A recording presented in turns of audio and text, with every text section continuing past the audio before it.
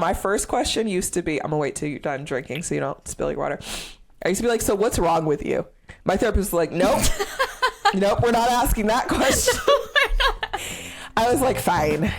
Welcome to Sleeping Around, where we offer a peek behind the curtain of modern sex and relationship therapy and research, bringing you insights and conversations otherwise reserved for the therapy room. I'm your host, Elena Joy, a Master's of Counseling Psychology student, content creator, and lifelong sex and relationship nerd. Enjoy the episode.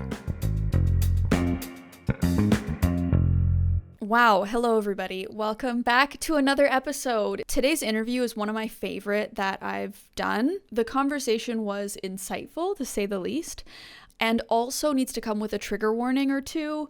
This episode is broadly about trauma, but we focus on sexual trauma. And so if that is a subject that is a bit too tender for you, then it's absolutely okay to sit this one out. You take care of yourself however you need to. But that being said, this episode is so full of insight and tips for living with trauma and the aftermath of trauma, and really feels like a potential resource. So without further ado, I introduce to you Jimanekia Eborn. She is a queer sexual assault and trauma expert, a trauma media consultant, and comprehensive sex educator who has worked in mental health for the past 16 years in sex education and sexual trauma support.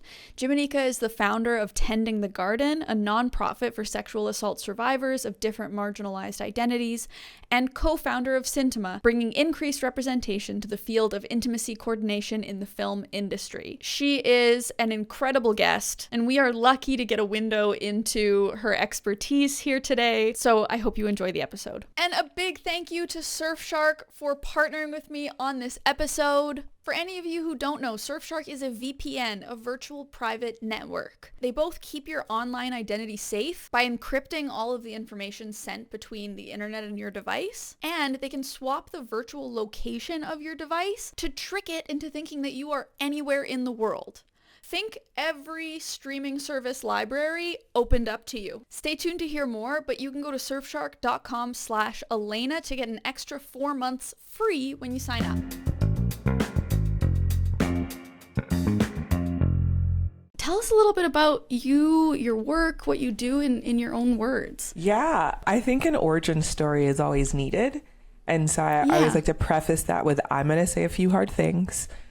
These are things that I have said over and over again. I am okay with them. I am present. For some folks, this is new information, and you might go, and that's okay. So I have always stated that I am a child of trauma. My mother was killed, murdered, I will say, in front of me when I was 1 year old by my possible sperm donor. You know, who knows, DNA and things. That person is still in jail and has yet to be held accountable for her murder, which we're still hoping for, which is wild because that was 36 years ago. From there, I wanted to work with domestic violence survivors. Like, that was my childhood dream, that and a teacher, which I've kind of combined that in such an interesting way. And that was one of the things I wanted to do. And of course, I'm a Law and Order SVU girl, so I wanted to be a detective. And I was like, okay, clearly. I'm seeing the intersection. Yeah. Clearly, this is the path. So I went to school for criminal justice for a while. But then on my third year, I was 21 and I woke up to someone standing over me naked with a condom on. It was someone I had known before, someone I had been with before. And my trauma response was to freeze in that moment. And then I fawned. From that point, as many understand, my life kind of spun out of control. I became outside what looked like a fun party girl. Internally, I was drowning and picked up an alcohol problem because so fun. From there, I did decide to continue going to school. I was very functioning. I went back to school for psychology. I went back and everyone was like, oh, we knew this was for you. And I was like, well, why didn't anyone say anything? We could have saved some time and money. Love that. Think so, everyone. And of course, the first thing that I did was I became a rape crisis counselor. And my friends all go, of course you did, because I did not share that I had been assaulted for 7 years. And so I became a rape crisis counselor. I switched to just focusing on different mental health aspects and learning different capacities and origins and different mental health struggles that different folks had. But what kept coming up for me as I worked with juvenile sex offenders, I worked with teenagers, I worked in eating disorders, I worked with the richest of rich to the lowest of funds.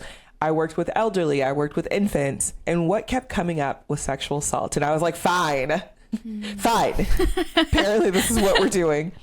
So around 27, I always say your 20s are an interesting time. Around 27, I figured I'd get my shit together and I stopped drinking as much. And I focused on what I needed because I wasn't an alcoholic. I was just trying to numb and focus from the pain that I was going through. And so from there, I started writing articles and whatnot. And I started writing more about sexual assault. And I wrote about what had happened to me. And so I was like, oh, I should probably tell people before they read this. And so I did a group text with my best friends. And I said, hey, I wrote this. I would love it if you would read it. And so they read it first. And then each of them had a good conversation with me separately. And I knew I had my support. So then I went and told my grandparents who raised me, my parents. And from there, I just never stopped talking about it. And it's just been a journey. Around 28, I decided I wanted to become a sex educator in whatever capacity that looked like. The reason I did that is because mental health will burn you out if you don't take breaks. And so I was like, how do I get into a job that's ever growing, ever evolving, and never boring? And I was like, oh, sex. My mother was like, oh God, what does this mean? And of course, my favorite thing that I always tell people, the first thing that she said, she was like, does this mean you're going to be outside selling your pussy? And I said, well, I just feel like that's not what sex education is, but maybe, girl, I'll get back to you. Yeah. And she just looked at me. As you can probably tell, I've been a fun child. And I started creating the things that I needed. Anything you see me create was honestly things that I felt I needed, that I could use, and things that I still think I need. So anytime you see me create something, you're like, ooh, she's been through something. As you said at the top, I have been doing this for a lot of years. I started studying psychology at 16. I am 37. So you do the math. It's been quite some time. Oh, I can't. I know. The other day I was like, when did I am I middle-aged? This is wild. I still feel 20, but thank God I'm not. Let's be honest. And I think the newest job that people find the most interesting, which I am amazed that I get to do, is I am 1/3 of a mental health department for a professional wrestling company. Oh. Anyone that knows me knows I've loved wrestling since I was 9. I swayed in my 20s, came back in my 30s, and it's just been very interesting. I am a little over a year in working with this company, and it's the coolest job. I work in a circus. I travel once a month. Yeah. It's kind of amazing. So that's the short and the long of it. All of the things that you've talked about, the ones that you want, will be linked in the show notes. They'll be linked in the description. If any of you want to dive deeper, or if any of this sounds like something that might be useful for you, it will all be linked below. So let's start with the basics. What is trauma? Yeah. That's my favorite question. On my own right up top? On my podcast, that's like the second question I ask everyone, and they're always like, what? Yes.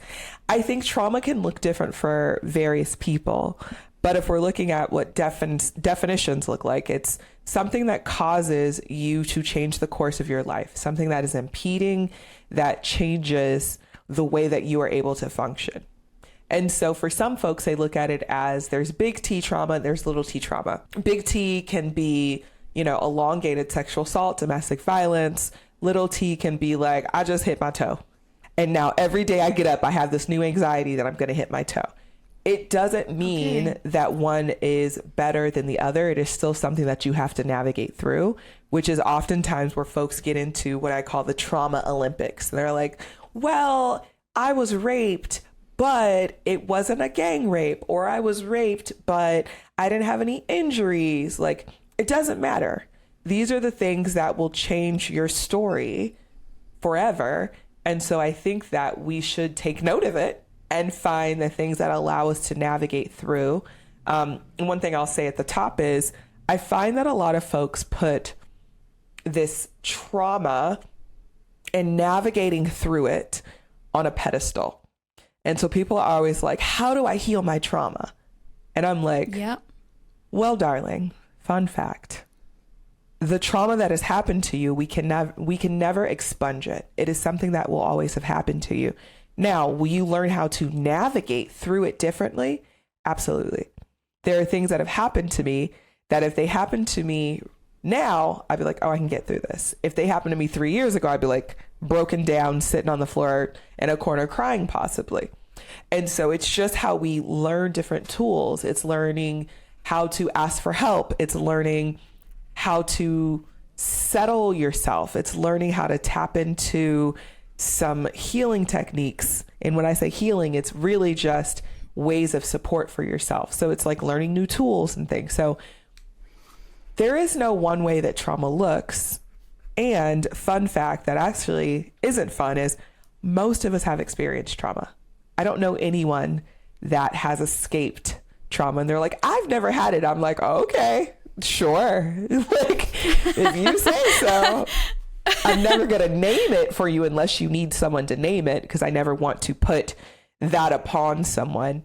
But we have all experienced some amount of trauma. If you are a human walking this earth, especially if you are someone that is a vagina owner, if you are a person of marginalization, you're at the top of the list just for fun.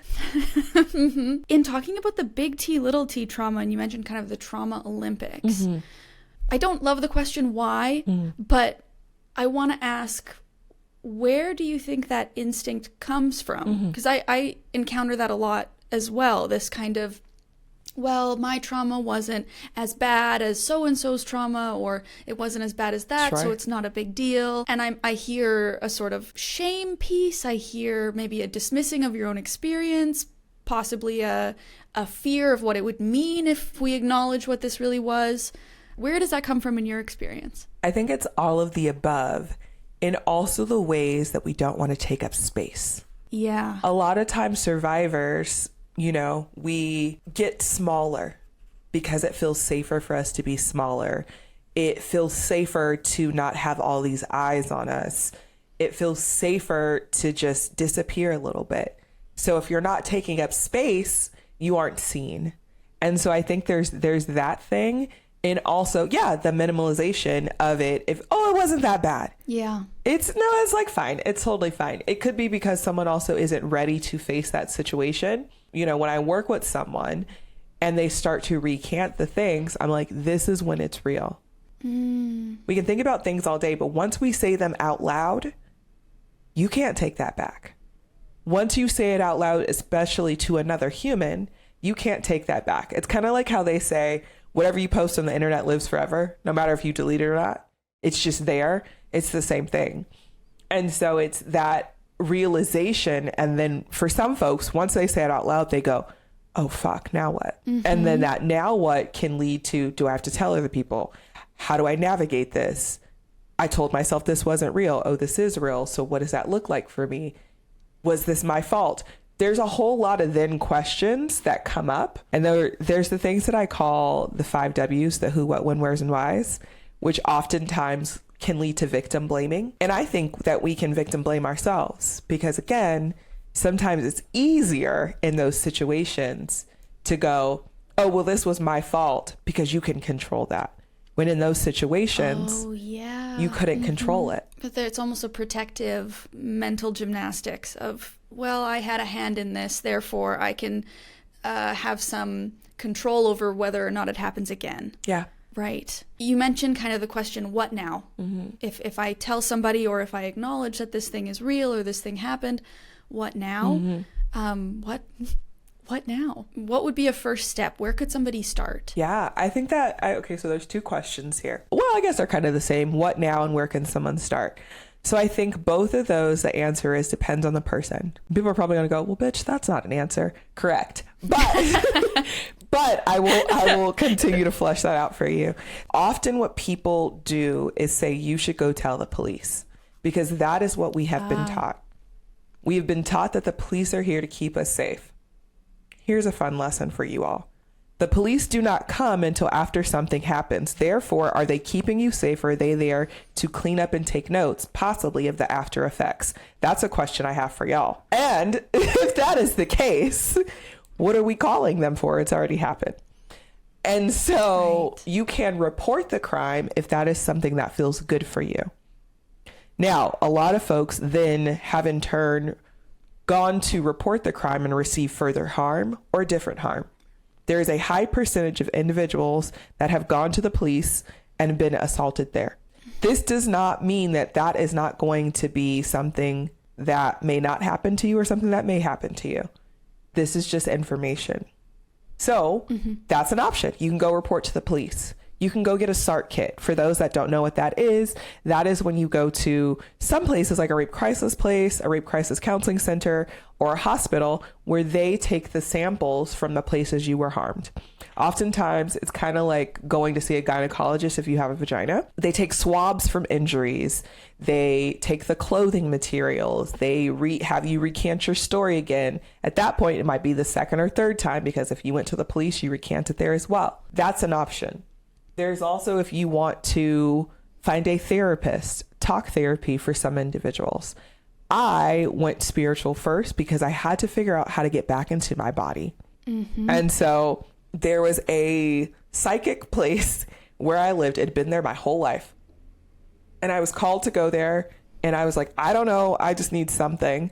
And I learned how to meditate, to get back into my body, to be present, to even have those conversations of what I needed next. And then I went psychotherapy. So then I did talk therapy. There's also something called somatic therapy. Yeah. If the word therapy scares you and you're not ready for it, that's also okay. There's support groups you can join. That might be helpful for you. There are communities that you can possibly join. I'm currently building one for Tending the Garden, where you can find other folks to help you navigate through at your own time. There is no one way to do it. There's people that have never shared who has assaulted them, even though they know, and that's okay. So I want to normalize that. There are people like myself who started talking about it and haven't shut up since, and that's okay. And there are people that will never tell anyone, and that's also okay. But I implore all of those individuals to get some kind of tools. Maybe that is learning how to sit in anxiety. Maybe it's learning how to get anxiety out of your body, doing somatic work, doing yoga work, doing some type of movement, whether it's writing it out. Maybe that's a tool for you. If, learning what self-soothing is and self-care is, those are tools. Everyone thinks self-care is kind of just like, you got to go to the spa and spend all this money, which is great. We love to do that, but it's not always affordable. Self-care in reality is the things that we need. Taking your medication, moving your body, feeding yourself, receiving and giving love, because I think we need that. For some individuals, it's touch. And then there's the self-soothing aspects. And it's when you go, I actually don't want to do anything and I need to give my brain a break. Talking with your friends, and that feels good for your brain. Maybe it's watching wrestling. That has always helped my brain. Maybe it's listening to music, having a dance party, screaming. Also, in all of this, being honest at where you are. You might be angry. You might be joyful. You might be sad. You might be anxious. You might feel guilty. You might feel shame. And all of those are normal feelings, and you're allowed all of them. And so, short and long, there's a lot of different things you can do depending on the person. No, that was so helpful. You gave so many practical examples that people can go and try. Also, I love the continuous normalizing of all these different experiences, because the world impacts all of us differently. Never mind trauma, big T, little t, whatever it is. Absolutely. You mentioned needing to learn how to return to your body in order to even have those conversations. I got a lot of questions about returning to dating or returning to sex. Yep. And I would assume that returning to your body is probably a prerequisite for those things. Can you talk a little bit about that?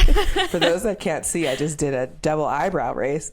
Yes. Yes. I'm working on revamping my classes for dating after trauma. But yeah, you do have to get back to yourself. Like when folks take my class, which I haven't done in a while in person, I'm like, just so you know, we'll get to the fun stuff, but we have to navigate through. I think giving people language is a really big part of it. Ooh, like being able to name the things and ask for the things that you need, I think is so important that people overlook. And they go, oh yeah, I guess I never realized what that was called. Is that what's been happening for me? And so we go through language. We go through what sexual assault is, what rape is, right? Because sexual assault is the umbrella and rape is underneath it. And I think that that is so important to note in conversation for folks, because there are different ways that we have been harmed. I have always said I've been raped at least once that I will account for. I have been sexually assaulted more times than I can account for also. And so, yes, we talk about those things first. We talk about, you know, how to navigate when things do come up in your body. I teach folks how to do a body scan, how to do a body forgiveness activity as well. I think that's so important because folks are always looking outside of trauma survivors, but really the biggest part of us that was harmed was our whole body. And to be able to figure out what you need to tap into. I find that with trauma, we look at our bodies as a whole circuit board. Like think about your computer. There's a whole circuit board in there. Or think about your home or whatever. Think about brain things, whatever feels good for you. If you push or pull the wrong cord out, it changes the whole system. And you have to find where that happen. It's like if your power goes out and you have to go to the circuit board, you have to kind of figure out which one is popped to get your lights back on. So I think about it like that when we have to figure out what our bodies now need. Also, having the conversation of mourning, which is something I'm gonna, now that I just said out loud, will be in the new class because I'm upgrading. Linked in the description, linked in the show notes. See guys, I'm learning, I'm expanding. And I think that mourning is something we don't talk about enough as survivors. Because we will never be those people that we were before that aspect, that trauma happened to us. And so we mourn those parts of, there's a few parts, the person as I was and the person I could have been. And I think that those are very valid places to go, oh shit. But I don't think that they have to hinder us. I think that it's all information in ways that we can look back in the pieces and the understanding as we continue to navigate going forward. And so then we finally get into safety. I think safety is also really important when we're thinking about dating and having sex again, because safety, as oftentimes folks look at it as just externally, I look at it as externally and internally. Because the safety externally is like the things, yeah, is there anyone around me that's gonna harm me? Is there anything close to me? Cool. But also about what about the thoughts that are happening? Do I feel safe? The words that have happened externally that I'm now processing, do I still feel safe? Am I reading things and my brain's going, Am I having an emotional return? Am I having an actual triggered aspect, which we're going to get into this real quick. Please. If you're having a bad day, darling, you're not triggered. If you hit your toe, I'm triggered. From what? Being triggered is often us being taken back to the situation, the time that we were harmed. It can actually be visual for some people. Some people can taste things, they can hear things, they can smell things. It takes you back into that actual situation. If someone messes up your latte, I'm triggered. No, you're not. You're inconvenienced. So again, language matters. And for those that keep just throwing it around, being triggered, being bipolar, all of these things, OCD, it does take power away from the actual word, the people that are actually navigating it. So yes, dating, you'll get to the fun stuff, but there's so much more of connecting with who you are before you can bring anyone back into that personal space, to learn how to trust them. And giving someone a chance to connect with your body, that's a whole nother thing. Okay, I want to dive into a bit more each of these pieces that you just mentioned. You started talking about language and how important discovering and learning language for the things that have happened, but also being able to communicate your needs. Can you say a little bit more about that? Yes. You're probably listening to this and you're going, I really struggle with asking for help. Yeah. Yeah. Because we all do, right? Like that's not often something that we are taught. And so as adults, we are unlearning and relearning or learning a lot of things. I personally believe that learning how to ask for help is really hard, but it can be done. So even in this, here's a tool. Get ready, y'all. Get your pencils and papers Love out. it. Love the tool. And so something that, again, I created for myself, and I'm going to tell you a wild story also when I put it into play, because look at us, is utilizing the people that are in your life. I know, crazy concept. The individuals that want to show up for you, your friends, your family that say, I'm here for you. Like, if you just let me know. A lot of these people just need direction. A lot of these people just want to know how to do the thing. If there is someone that you believe in and can trust in, you can create a safe word. Safe word isn't just for kink, it is for life. You can create a safe word, something easy. I love a color system, blue. If I text you the word blue and you are my food person, what I would have done before this, preface it, I create a Google Doc with food in the area that I live in that I like, with an option of food that I like. If I'm like, hey, if I send the word blue and then I follow it up with like Thai food, you go to that list, you can send me the food. Hey, I saw your message. It's on the way. If there's anything else I need or you need, let me know. There's individuals that show up for you in a very specific way. Sure, they're great people all around, but they might do that one thing very well that you need. So set up the conversation. Easy. Hey, you're really great at showing up for me in this way. Would you be okay with being that person for me? 99.9% they're like, oh my God, yes, thank you so much for thinking about me. Thank you for choosing me. What would that look like? Then you have the conversation of how you would like to be shown up for. If it's, can we set up a safe word? Can you call me for this thing? Can you send me this thing? Can you show up? Maybe that includes sharing a location, sharing a Google Doc with information, etc. So that is how we can have people show up for ourselves. I'm so struck by this idea of utilizing your full community in these ways. And I'm thinking about, before the episode, I asked my audience if they had any questions. And nearly all of the questions, and I feel like a lot of the conversation we generally hear around trauma, experiencing trauma, healing from trauma, is around romantic relationship, right? How do I get back to dating? How do I have sex?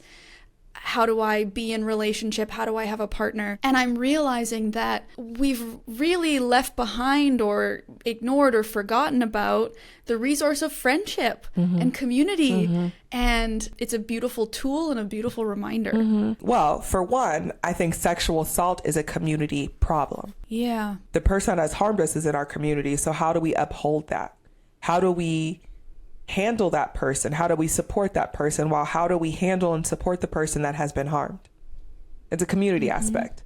And the ways that we just shun it off, or you leave the excuse of, well, boys will be boys, or, well, they didn't mean it like that, or I don't know, are you sure? Those are shitty. Yeah. And then some of the deepest relationships we will have in life are friendships. I don't know about you, but a friendship breakup, way harder than a goddamn boyfriend girlfriend breakup. I'm like, yeah, okay, I'm sad, but you were supposed to stay. Oh, yeah.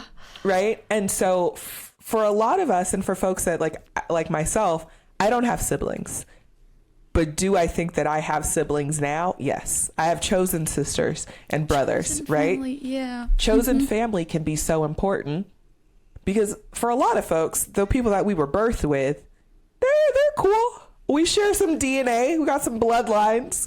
But they might not necessarily gel with who we are for whatever reason. And so community is so important. Also, when we are in community, we are in navigation of past, present, and future. So let's get to the romance aspect of this. Somebody's going to be mad at me. The romanticizing is something that is put upon us, especially in America. If you are a cis woman, that you should be with a man, with a partner, because that is where completion is in existence. Yes, your other half. Fun fact one, that is not just a cisgendered woman struggle. Boop, there's everyone struggling through that. Two, that is just something that is put upon us. Also, Barbie and Ken aren't real. So,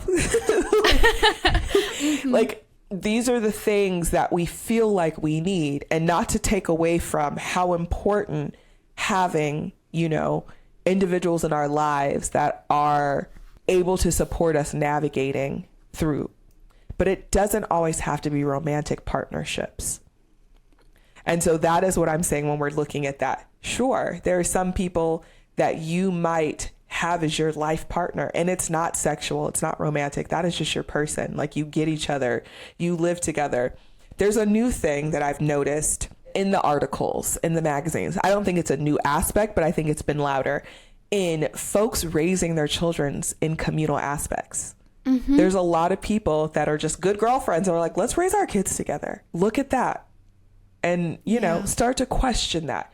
And also, yes, I want you to have relationships that you want. And I also want you to have the sex that you want. As a sexual being, honey, she loves a good fornication time. But it also takes time, right? Like, I know you want to get back into it. And also, all of those things, here we go, are things that make you feel normal again. Yeah.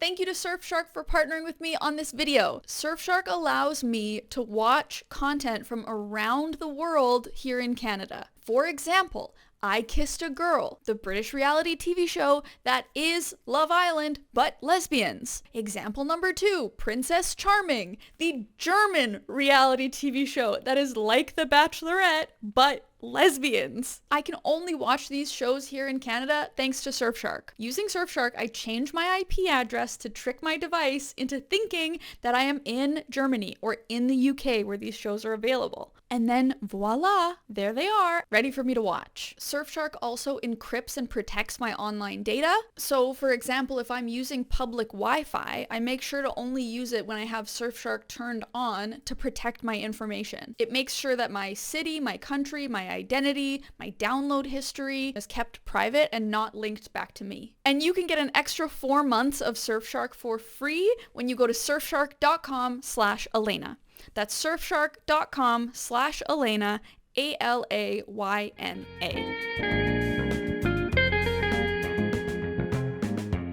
I have kind of a two-part question then. If let's say we are at the place where we want to have romantic relationship, or we have a partner, or having sex, whatever it is. On the survivor side, a question that I saw a lot was around managing triggers.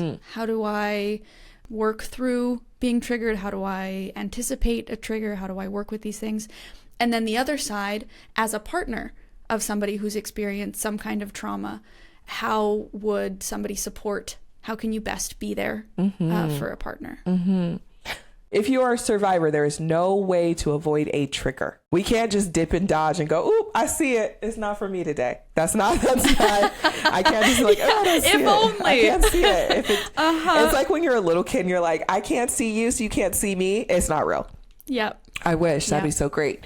But as we learn ourselves, and this is why take time to date yourself, to learn your body before you date someone else again, or allow someone else into that aspect of you, so you can start to realize, oh, that tingle's coming. I know what this is. Can we take a moment? Maybe that looks like you knowing your body is about to start to freeze. You're going to lock up into position. You're feeling uncomfortable.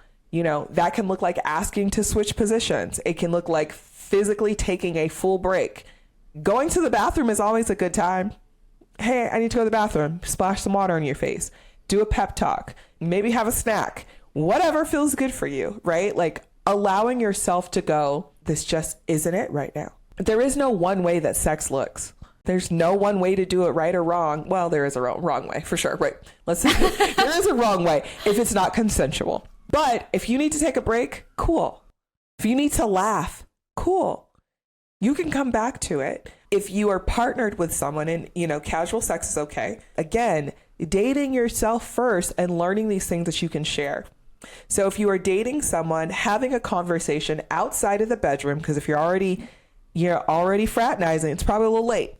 Doesn't mean that you can't, but it's easier to have those conversations outside of the bedroom for the things that you do know.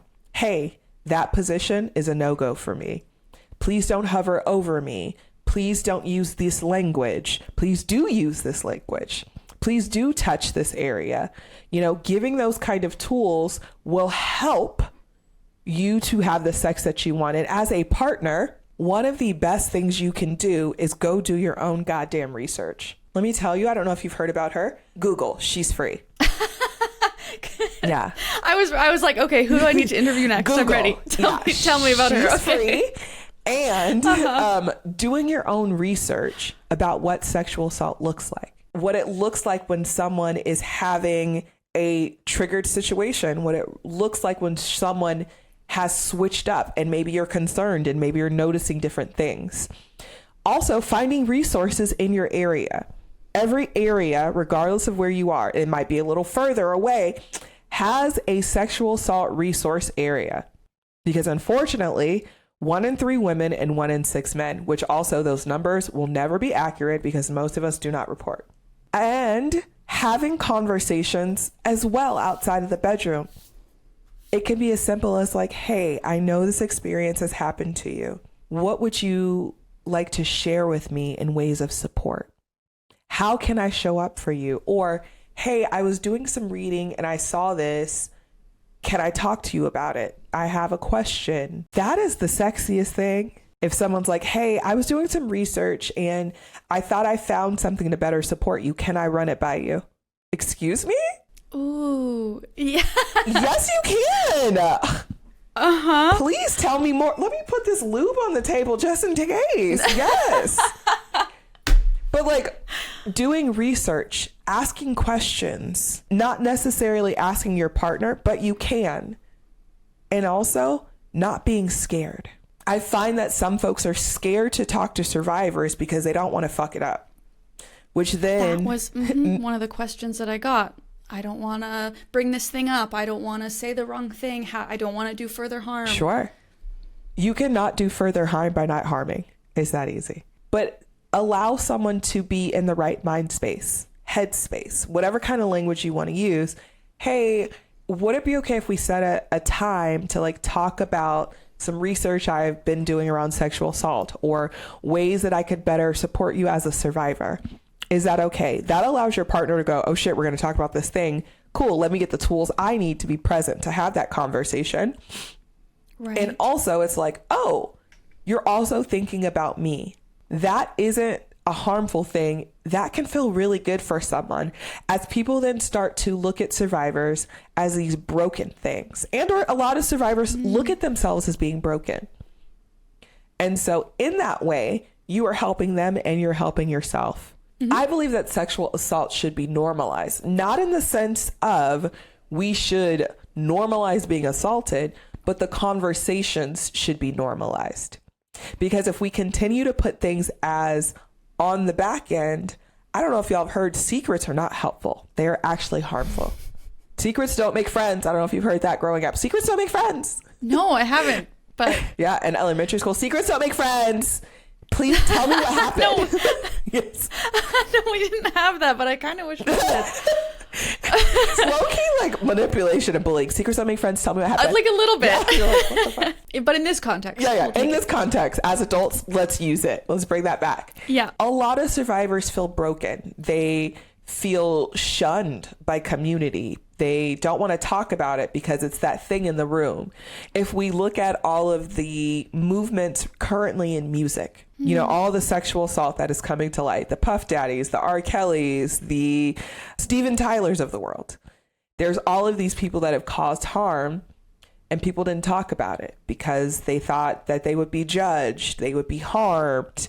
And these are all possible things, but there's more harm that comes to us in silence. Silence breeds shame. Absolutely.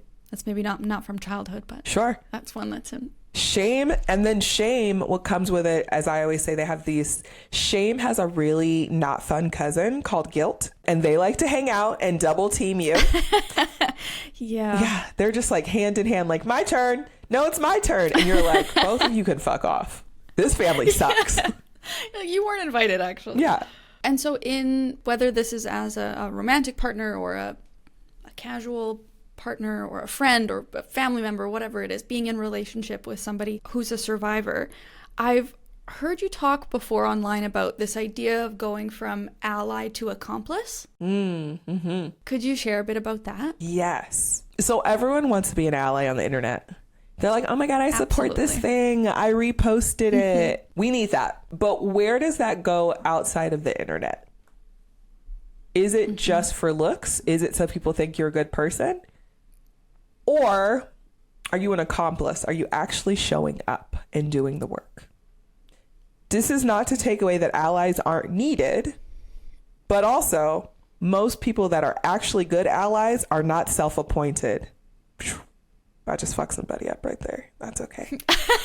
I think you've done that multiple times throughout this episode. But they're not. Hard truths, yeah. Hard truths. Absolutely. So an accomplice, when I think about it, is someone that shows up. Now they are jumping into those arguments. I got you. They are showing up at protests and physically standing in front.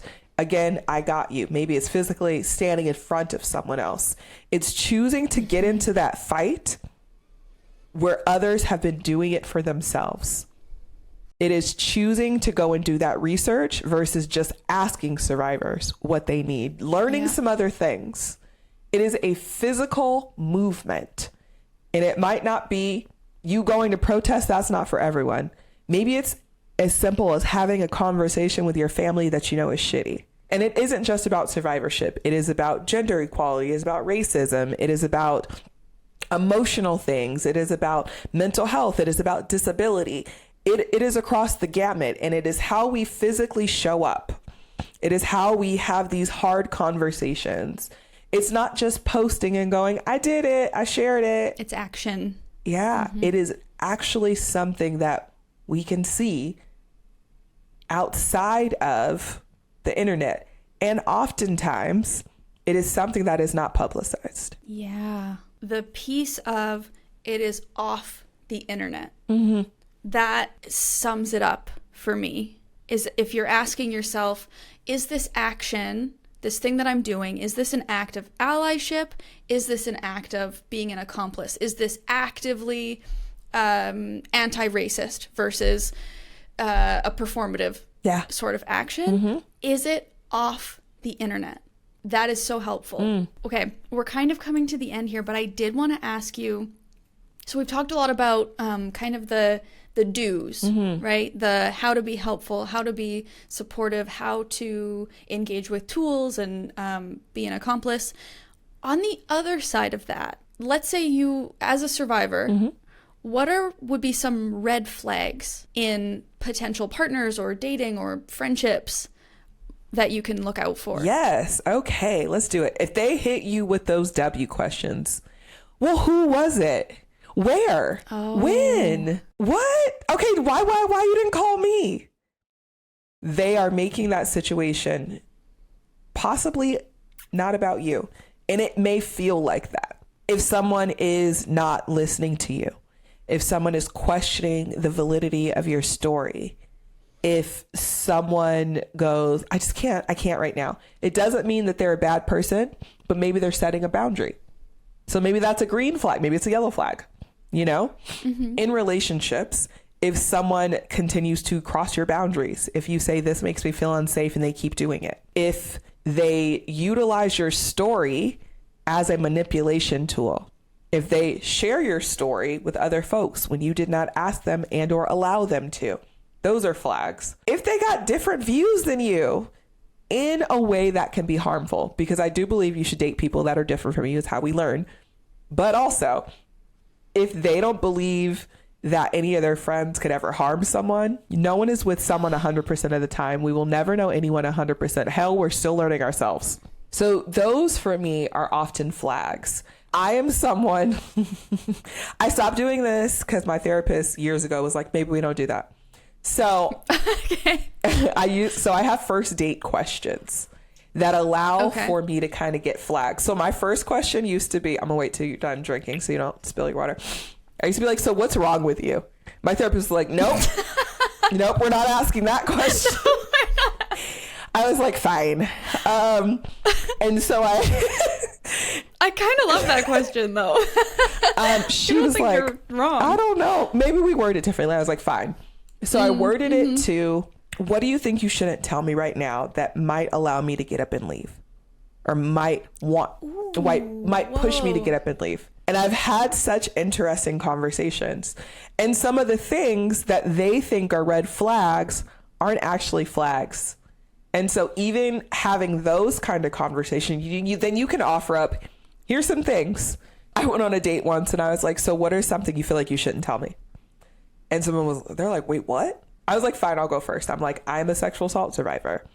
I work in mental health. I am polyamorous. I am bisexual or queer, however you want to name that. For some folks, those are things that they can't navigate through. And I've been on dates with folks who are like, I've never been in a serious relationship. I've never dated a Black woman. Some of these things might be flags. Why do you want to date a Black lady now? What's happening? Why have you never been in a serious relationship? You're 40. What are we doing? Like, what's happened for you, right? Like, these might be conversation starters to then start to pick up the things. Red flags will look different for everyone. Some things that are red flags for you might be like, I'm all right with that for me. And so again, taking the time to figure out, you can actually write it down. I want someone that has emotional intelligence.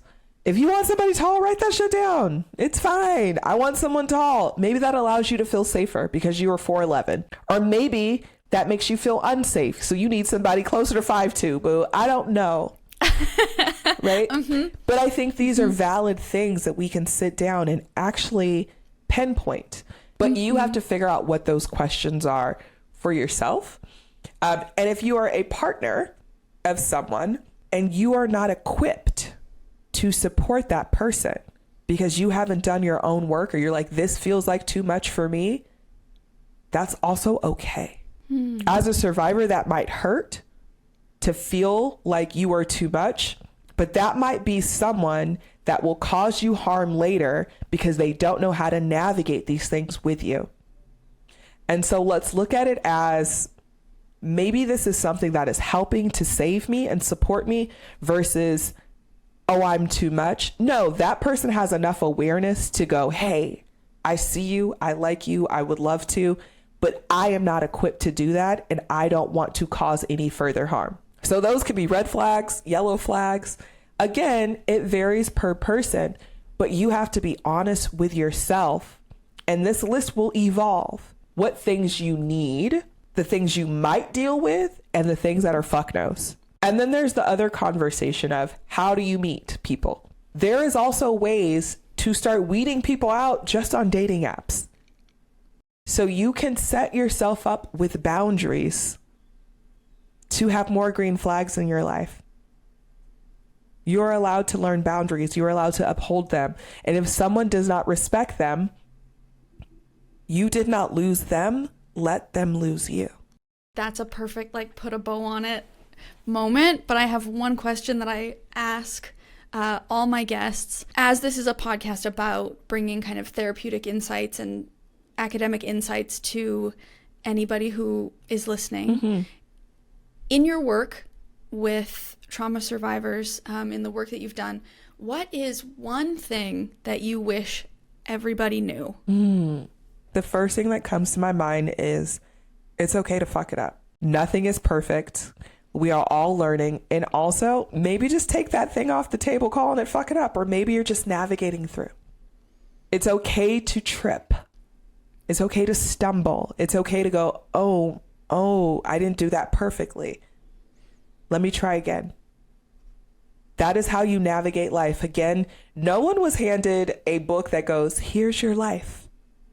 Here you go. Here's how to do it correctly. And if you did, can I get a copy? Like, I'd love to see that. I'd love those instructions. Yeah, I didn't get my manual. Can we share yours? It's not real. Mm-hmm. You are going to stumble. You're going to quote unquote fuck things up, and you will learn from them and do them better. And maybe you will be that example that allows someone else to do it a little differently.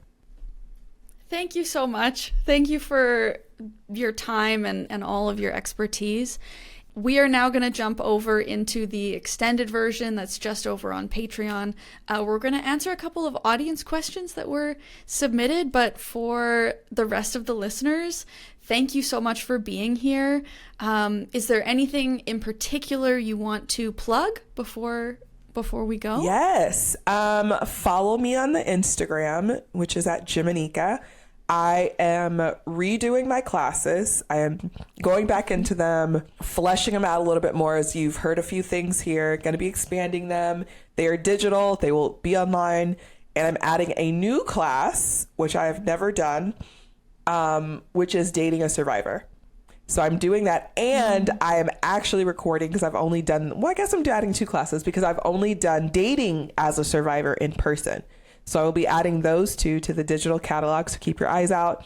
And if you're a survivor looking for community, I am currently building a community aspect for Tending the Garden, which we support specifically marginalized sexual assault survivors. We have very specific pillars. Go check it out.